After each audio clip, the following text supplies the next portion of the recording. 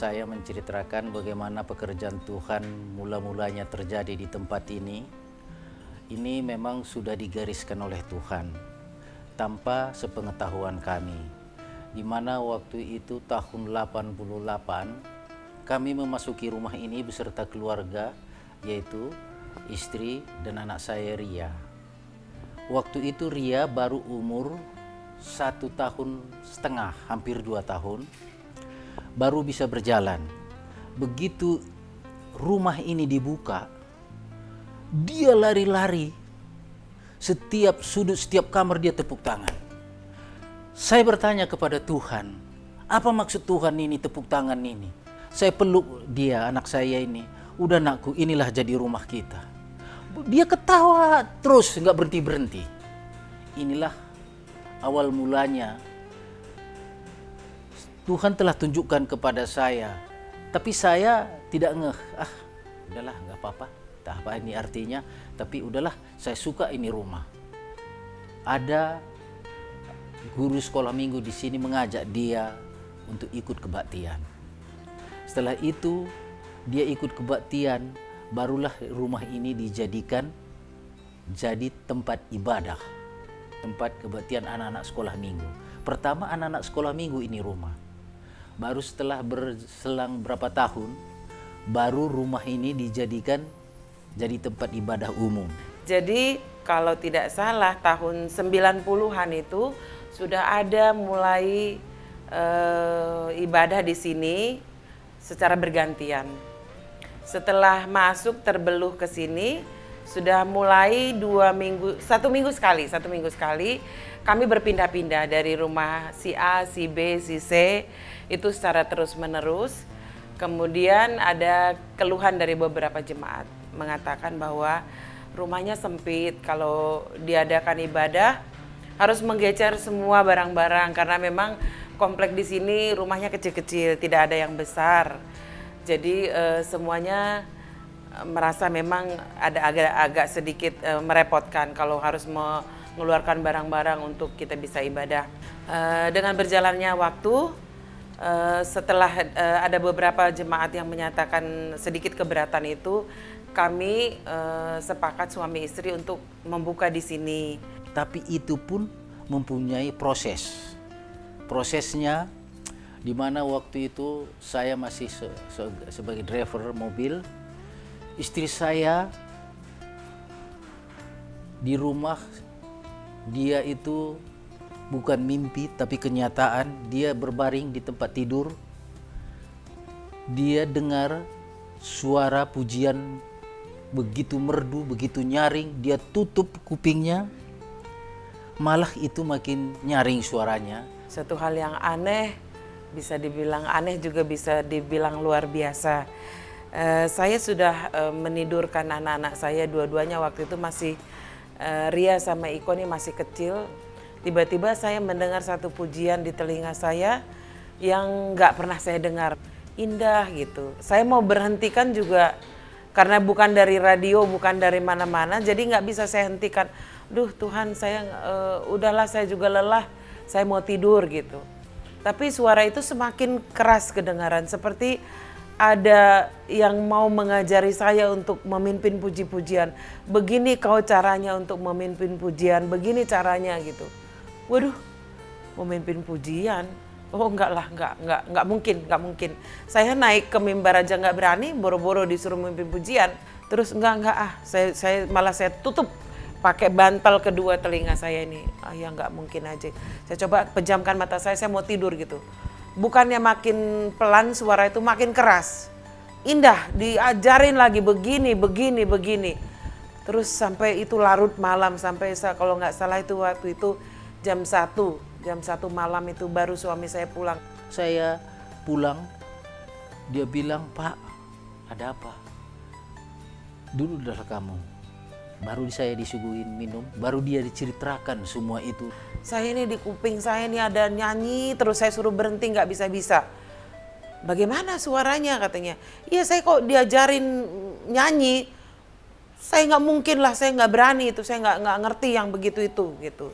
Memang saya belum terbiasa dengan itu. Terus Pak Purba bilang, Ayo kita berlutut. Siap engkau dipakai Tuhan. Bahwa kita ini akan dipakai Tuhan. Yang saya ingat waktu itu dia doanya itu dia bilang, Tuhan kalau ini suara darimu Tuhan, kau mau pakai istri saya, pakailah seturut kehendak-Mu. Saya juga heran doanya itu apa. Lu kok pakai untuk ini kemurahan-Mu? Ya nggak mungkin lah, saya pikir saya nggak berani. Membayangkan saja saya naik mimbar nggak berani.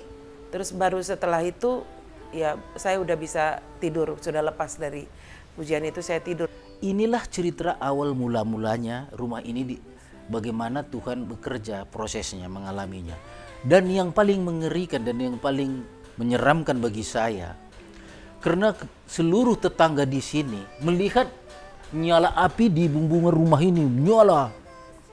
Sehingga beberapa tetangga di sini sudah bawa ember. Kami tidak ada di rumah, dilihat api di atas menyala dari penduduk kampung atas itu karena letaknya ini di bawah, dari atas itu sudah ada yang bawa ember dan sudah naik ke bagian belakang ini.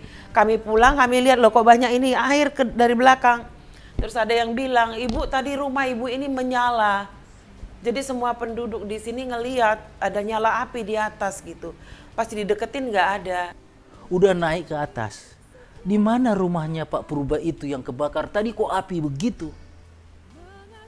Inilah tanda-tandanya bahwa udah diberikan Tuhan bahwa ini akan ada kebaktian di sini, ada akan gitu. Waktu ada gereja dari orang tuanya di Medan itu pun begitu, ada api Roh Kudus gitu. Saya belum paham soal itu hari itu ya.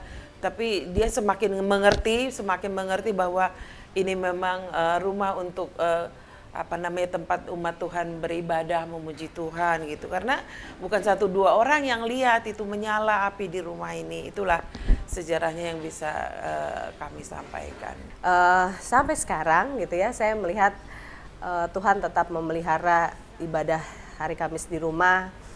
Bahkan sekarang sudah 3 tahun berjalan, ada lagi yang namanya Kamis Ceria. Saya ingat waktu kecil-kecilnya saya ikut kebaktian gitu. Cuma bedanya dulu mungkin teman-teman saya nggak sebanyak Kamis Ceria sekarang. Saya ingat terus waktu dia tepuk tangan. Wah, maksudmu Tuhan, waktu anak saya ini dulu tepuk-tepuk tangan ini, waktu kecil-kecilnya, ini rupanya.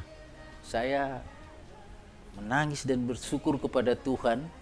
Ajar kami Tuhan keluarga ini supaya kami bisa menjadi tuan rumah yang baik yang Engkau inginkan. Siapapun datang ke sini agar kami bisa menerimanya sesuai dengan kehendak-Mu. Satu hal yang saya boleh katakan bahwa melayani Tuhan itu tidak pernah rugi. Nah sekarang kalau saya bisa melihat itu semua, saya tahu Tuhan Yesus tetap memelihara. Kalau Tuhan sudah menyiapkan tempat dimanapun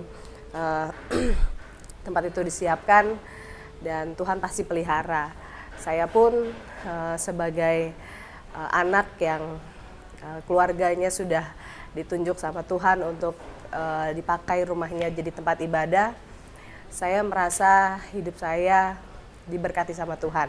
Saya merasa Tuhan benar-benar memberkati saya mulai dari pendidikan saya, begitupun adik saya, bahkan sampai saya bekerja, dan sekarang saya sudah menjadi keluarga baru lagi gitu ya.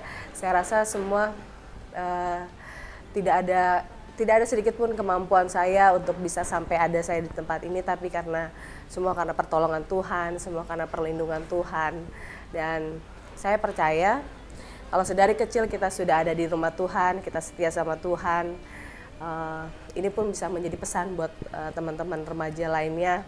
Kalau mulai dari kecil kita sudah tahu beribadah di tempat Tuhan, dari kecil juga kita sudah tahu bagaimana menjadi bagian untuk melayani Tuhan. Tuhan itu tidak akan pernah berhutang intinya. Tuhan Yesus selalu menyediakan berkat-berkatnya, bahkan kita akan terkaget-kaget gitu. Kok bisa ya Tuhan buat jalan kita bisa meraih pendidikan yang baik? Kok bisa ya Tuhan buat jalan kita bisa dapat pekerjaan yang baik? Bahkan semuanya Tuhan siapkan indah pada waktunya. Bersamamu, aku